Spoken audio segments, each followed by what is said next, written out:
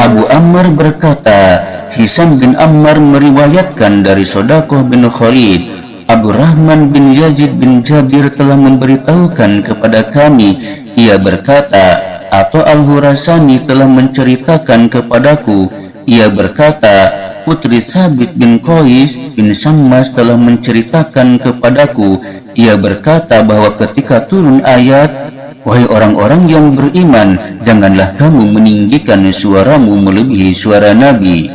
Quran Surat Al-Hujurat ayat 2. Ayahnya Thabit bin Qais masuk ke dalam rumah dan menutup pintu rapat-rapat hingga tidak mau menemui Rasulullah SAW. Maka Rasulullah pun mencarinya, bahkan mengutus orang untuk mencarinya dan menanyakan kabarnya. Tatkala ditanyakan kepada Thabit bin Qais mengenai sikapnya itu, Qais menjawab, aku orang yang bersuara keras dan aku takut amalku menjadi sia-sia. Rasulullah SAW pun bersabda, engkau bukan termasuk orang-orang yang disebutkan dalam ayat itu, bahkan engkau akan hidup secara baik dan mati secara baik pula. Ketika turun ayat, sungguh Allah tidak menyukai orang-orang yang sombong dan membanggakan diri. Quran Surat Luqman ayat 18. Qais menutup pintu rumahnya dan terus menangis. Ia tidak mau menemui Rasulullah SAW. Karena itu beliau mencarinya, bahkan mengutus seseorang untuk mencarinya dan mendapatkan kabarnya. Qais pun berkata, wahai Rasulullah, aku adalah orang yang menyukai keindahan, dan aku juga suka menjadi pemimpin kaumku. Beliau bersabda, engkau bukan termasuk golongan mereka, bahkan engkau hidup dalam keadaan terpuji, meninggal dunia dalam keadaan syahid, dan engkau akan masuk surga. Pada waktu perang Yamamah, Thabit bin Qais pergi dengan Khalid bin Walid untuk menghadapi Musailamah. Ketika dua pasukan sudah saling berhadapan dan siap tempur, Thabit dan Salim, pembantu Abu Hudzaifah, berkata, tidak seperti yang kami lakukan saat bertempur bersama Rasulullah SAW. Keduanya pun membuat lubang sendiri-sendiri lalu melompat ke arah musuh dan menyerbu mereka hingga keduanya terbunuh. Pada waktu itu, Thabit membawa baju besi yang bagus dan mahal harganya. Ketika ada seseorang dari kaum muslimin melewati jenazahnya, orang tersebut mengambil baju besi itu. Setelah kejadian itu, ada seorang muslim lainnya bermimpi bertemu Thabit yang mendatanginya seraya berkata, aku menyampaikan wasiat kepadamu, janganlah engkau mengatakan bahwa ini hanyalah sekedar mimpi, lalu engkau melalaikan begitu saja. Waktu aku terbunuh, ada seorang muslim yang lewat di dekatku dan mengambil baju besiku. Posisi orang itu ada di bagian ujung pasukan. Di dalam kemah orang itu ada seekor kuda yang digembalakan dan diikat dengan tali. Orang itu menyimpan baju di dalam periuk dari batu dan periuk itu diduduki oleh seseorang. Temuilah Khalid dan suruhlah ia untuk mengambil baju perangku itu.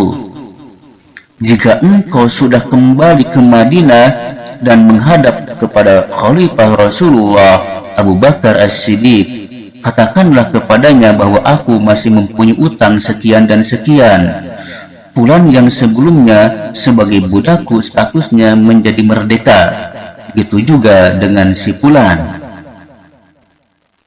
Orang itu pun menemui Khalid bin Walid dan menyampaikan pesan Thabit bin Qais yang dikatakan lewat mimpinya itu. Maka ia mengambil baju besi milik Thabit dan menyerahkannya kepada Abu Bakar setelah menceritakan mimpi orang itu. Abu Bakar melaksanakan wasiat Thabit seraya berkata, kami tidak mengenal seorang pun yang wasiatnya dilaksanakan setelah ia meninggal dunia selain Thabit bin Qais. Gitulah yang disebutkan Abu Ammar. Khalid bin Walid, Abu Bakar, dan para sahabat lainnya sepakat untuk melaksanakan wasiat yang disampaikan lewat mimpi itu dan mengambil baju besi dari orang yang mengambilnya. Semua ini menunjukkan kedalaman pemahaman mereka. Abu Hanifah, Imam Ahmad, dan Imam Malik bisa menerima pernyataan pihak yang mengadu dari suami istri yang memang baik baginya meskipun tidak baik bagi yang lain, dengan mempertimbangkan kejujuran pihak yang mengadu itu, dan ini lebih utama. Begitu juga Imam Abu Hanifah menerima pernyataan pihak mengadu atas suatu kebun dengan adanya penyewa kepada tetangganya dan adanya tali pembatas. Allah Subhanahu wa Ta'ala menetapkan hukuman had bagi seorang perempuan berdasarkan sumpah suami dengan disertai bukti atau petunjuk yang menguatkannya. Sesungguhnya hal itu menunjukkan dalil yang nyata dari kejujuran sang suami. Lebih dari itu, memvonis terdakwa pembunuhan yang dilakukan berdasarkan qasama atau sumpah dapat dilakukan dengan sumpah dari pengadu disertai bukti atau petunjuk berupa lawz. Allah Subhanahu wa Ta'ala juga menetapkan untuk menerima perkataan pihak pengadu atas harta waris dari keluarga mereka yang meninggal jika ahli waris tersebut meninggal dalam perjalanan sementara ia berwasiat kepada 2 orang laki-laki non-muslim. Jika ahli waris menyaksikan pengkhianatan 2 orang itu, keduanya bisa diminta untuk bersumpah atas nama Allah dan keduanya lebih berhak. Sumpah keduanya lebih diprioritaskan daripada sumpah ahli warisnya. Begitulah yang difirmankan Allah di akhir surat Al-Ma'idah dan termasuk ayat-ayat yang terakhir turun sehingga tidak mansuh atau dihapus dan dilaksanakan para sahabat.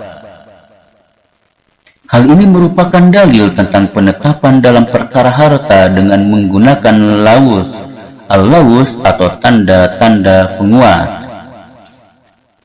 Jika penetapan darah atau hukum pembunuhan bisa dilakukan dengan al-lawz berdasarkan qasama atau pembuktian, penetapan dalam masalah harta lebih memungkinkan ditetapkan berdasarkan al-lawz atau tanda-tanda penguat dan petunjuk. Atas dasar inilah para pemegang kebijakan menarik barang curian dari tangan para pencuri. Akibatnya, banyak orang yang mengingkari hal ini. Mereka meminta tolong kepada mereka jika barangnya dicuri.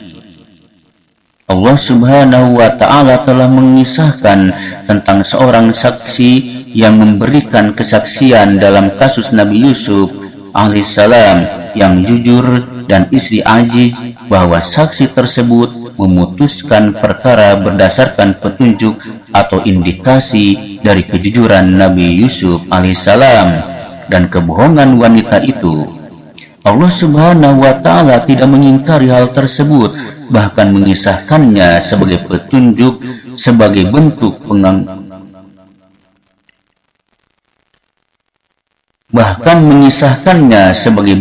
pengakuan Allah atasnya.